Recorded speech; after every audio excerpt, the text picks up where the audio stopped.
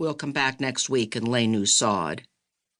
She cringes as a worker drives a bobcat onto the yard and digs its teeth through the turf. The machine creaks and moans like a monster lamenting its dead child. It scratches at the ground and digs a hole the size of a human grave. Yvette sits at her computer, slumped like a semicolon, grading compositions for her online class, correcting the same errors she's been correcting for centuries when the city workers leave. She knows they have left because Mr. Frodo Baggins, her beloved Jack Russell, stops whining and pacing like an expectant father and settles at her feet beneath the desk. The rock concert has ended, so she steps out the door with Frodo to inspect the gaping hole and to mourn what was once a beautiful yard.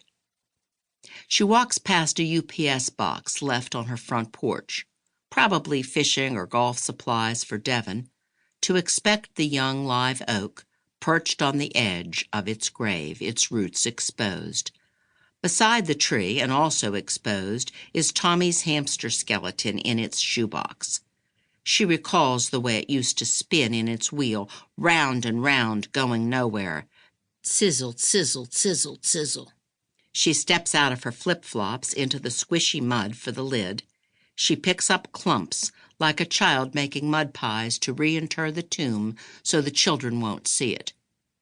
Then she squats beneath the tree and covers its roots, tucking them in beneath a blanket, hoping, like a new mother, it will thrive. While she washes off at the hose, a neighbor drives up to ask what happened, and Yvette tells the story about the pipe bursting and the sod coming next week, and 10 minutes later returns inside with the UPS box from the porch. She sets it on the counter and studies it. It isn't heavy, about 2 feet wide, a foot deep, and a foot high. She finds her own address on the mailing label, but above it is a name she doesn't recognize. Mona Smith.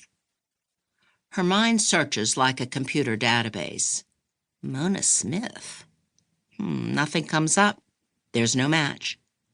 She calls UPS, and the man on the phone says it's been delivered to the correct address.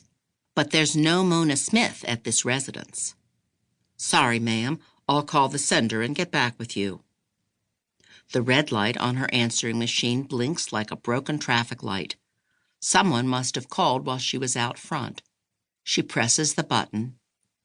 What do I have to do to get you to shut up your dog? Make him stomp or I will. Her again. Yvette fights the urge to run to the backyard and scream over the fence. She can't return the call because the caller ID is blocked, and she doesn't know the woman's name to look her up. Good thing, too, because Yvette wants to let her know exactly what she thinks of her. She'll write her a letter, that's what she'll do. She'll say, quit screaming at my kids over the fence and leaving threatening messages on the phone.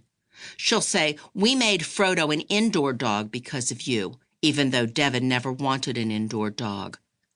She'll ask why she moved into a house surrounded by yard dogs if she hates them so much.